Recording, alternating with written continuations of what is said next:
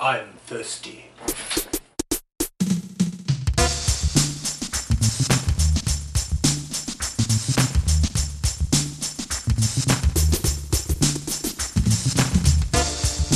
Samuel Adams presents to you the Nitro Experiment. This refreshing ale, the Nitro IPA, is powered by the Nitro widget, offering newfound robust flavor and unique creaminess. And through the dry hopping of Zeus, Polaris, Galaxy, Amarillo, Centennial, and Simcoe hops, this unique brew offers a lighter, bitter taste than your average IPA.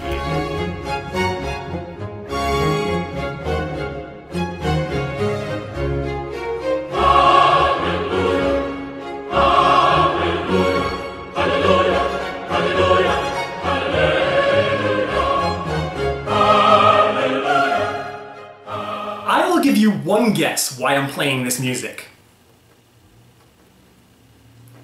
Oh, you uncouth knaves. Damien Sandow isn't making an appearance in this video. Wish I had that kind of budget. No. Remember a while back I was on that medicine for my back, and as a side effect it took away all the sensation in my tongue to taste the carbonation, and hence things like soda and beer tasted flat to me? Well, I'm happy to announce that that is a thing of the past. I kicked those pills to the curb because the side effects were many, and it took a while. It was starting to scare me a little bit, but the bubbles are finally back! Yay! You have no idea how tortured I was for months and months. I mean, I know it was seamless for you guys. I'm, publishing these things rapid fire, but for me, it was an eternity. I could not taste bubbles. I could not taste carbonation. Everything tasted flat. And flat soda tastes like absolute dung to me. I mean, and I love soda. I'm a soda junkie. Whenever the man upstairs sends me soda, I'm like, thank you, thank you, thank you. And I actually bow to him because that's my lifeblood. I mean, you can get rid of all my blood, replace it with soda, and I'll be a jittering maniac, happy to be alive. I mean, I don't know how I lived for so long without it, and you shouldn't have to either. Enough of it. I'll deal with you later. But never ever never ever take carbonation for granted. You don't know how great it is, how awesome a thing carbonated beverages are until you lose them. And because of that, I put together a little music video tribute to carbonation because I don't think it gets enough credit. So take it away, and I'll see you after this, and please have a handkerchief ready because you're not going to be able to hold back your tears after seeing such a beautiful, moving tribute as I have put together.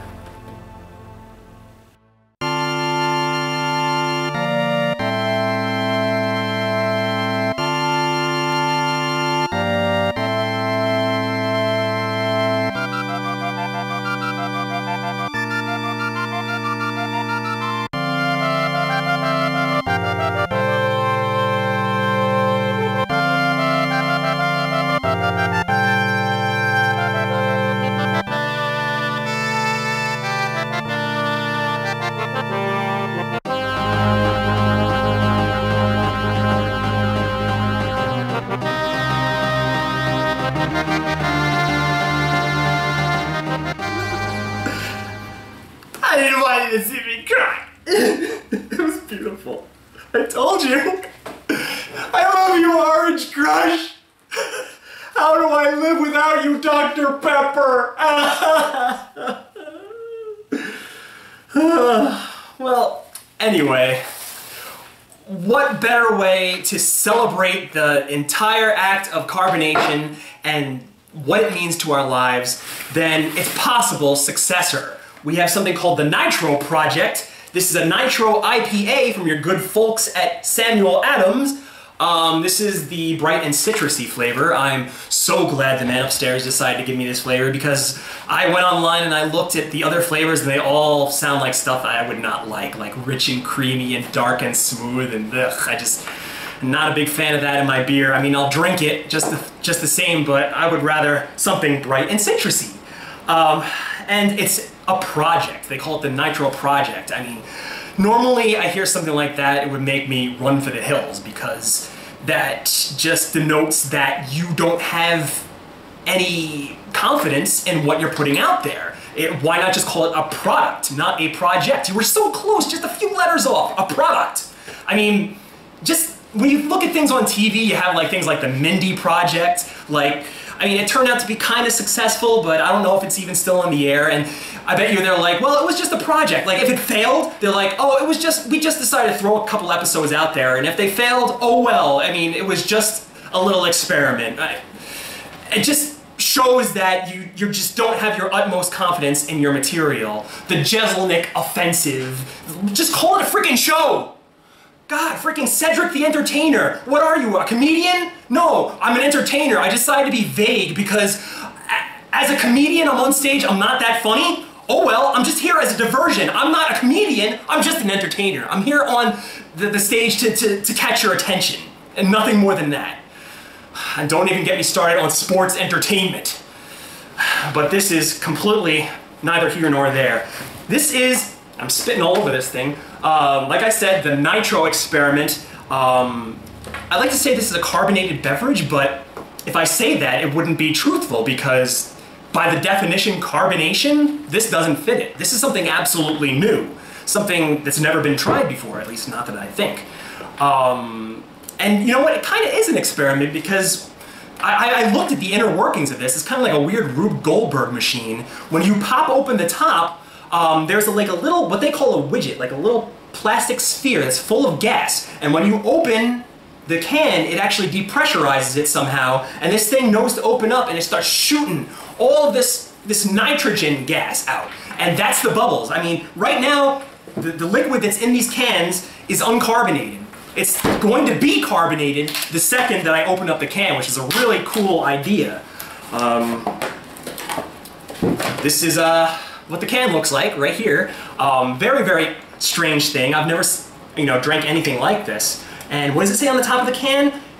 Pop and pour, enjoy from a glass. All right, now that was something I was a little bit hazy on, but this confirms it. You're not supposed to drink this from the can straight. I guess if you're drinking it and that little widget just pops into your mouth, it's not good to be sucking on straight nitrogen from the widget. But yeah, you're supposed to open this up and I guess wait a little while for it to do its magic. Maybe I should do that now. Oh my God, listen to it. Wow, it's making all sorts of weird noises. This really is a strange experiment. And they say that the nitrogen bubbles are insoluble bubbles that, they're a lot smaller than carbonation. Like carbonation is big and kind of like hard-hitting bubbles. That's what I missed all this time. I just missed the sensation of all those bubbles tickling my tongue. They're like supposedly very, very small bubbles. I'm gonna see for myself as I pour this. And a very unique color. It almost looks like pee, to be honest. But I guess that's the citrusy element to it. And yeah, those bubbles are very, very small. You can barely see them. Oh wow, look at that! Yeah, you can see them. They're just like, I doubt the camera's gonna be able to film this, but you can see there's some kind of reaction going on here, and the bubbles are very, very, very tiny. I'm sure you'll be able to feel these. It's going to be unlike anything my tongue has ever tasted. Thank God I'm off of those pills. I wouldn't be able to taste these. Now, I'm talking so much about the carbonation. What the hell's going on in here? I mean, it wasn't enough that they had this strange experiment going on. No, they had to experiment with the taste as well. The taste is like an experiment. I've done some research on this, in case you could tell, of dry hopping. There's actually 6 or 5 or something like that, different kinds of hops that make up this beer. And usually with normal hop beer, you boil the hops beforehand and as you're brewing it. This, they brew it first and they add the hops in later. And I think by doing that, it cuts down on a lot of the bitterness of it. So yeah, and if you look at the hops that they put on here, it looks like bird food. It's really, really strange. But, all right, no time like the present. This is probably as curious as I've ever been on this show. What the heck is this going to taste and feel like? We'll see.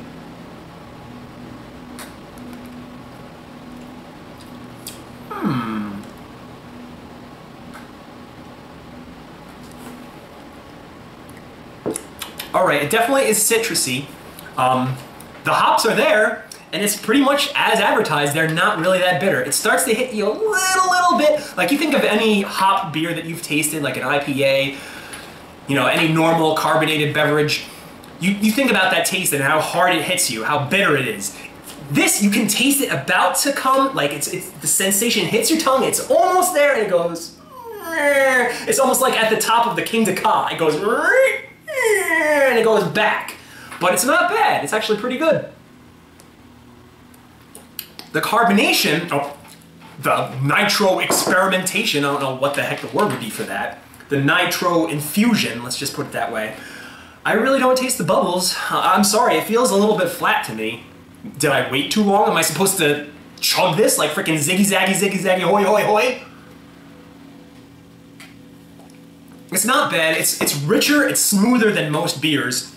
And you know what? A flat beer, if the beer was just flat and I was drinking it, it would make me feel like I'm gonna vomit. This doesn't have that problem. It's like drinking a flat beer without that vomity feeling. Which is admirable. Funny, another thing that I read is that if you want to have nitrogen-infused beer on tap, they can actually do this. But you have to have a special tap that's got like that nitrogen bubble or whatever like built into it, and it infuses the beer as it passes through. Really, really weird experimentation happening here. But as it is, I mean, I almost wish that if it were possible, if they could just do this with a normal beer instead of an IPA, that would be preferable. But as it is, I'll give it 3.5 or 3. I'll give it 3 stars because it really was a cool experiment, and it deserves to be drank just for the sheer experimentation factor of it. But it still has a lot of, they have a lot of work to do on it. It's got a nice head on it, if you can see that, a nice really rich head on the top of that beer. But the bubbles, they're not there anymore. I'm looking at this glass right here, and I'm not even seeing any carbonation, which to me is a strike against. You can taste the bubbles, they're very, very tiny, like as I said, but I was hoping they would be a little bit more hard-hitting. That's what I missed about carbonated beverages when I was on those pills. I missed the way the bubbles would just dance on your tongue just that for a few seconds and then disappear. That was the sensation I was after. This doesn't give me that sensation. I would sooner go to a normal beer, unfortunately. But this was an admirable try, and I don't want to see it go away. I want to see more things like it in the future. You know what? There's still a little bit more beer in here. At the end of this video, I'm gonna cut this can open and I'm gonna see what the widget looks like. I mean, if that widget exists, because I doubt its existence. So yeah, this has been another episode of Limbo Grub. Stay tuned after the end title screen, and I'm gonna chop this thing open, do a little surgery on it, and we'll see that widget for ourselves. Hopefully it's not Widget the World Watcher.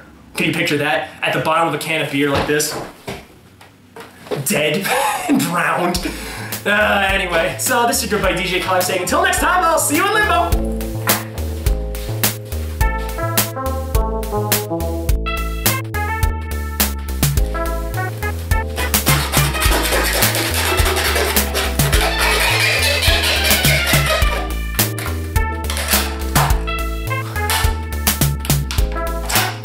Oh, I see.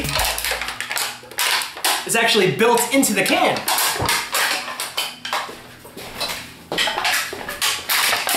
There it is. There's your widget. Right there.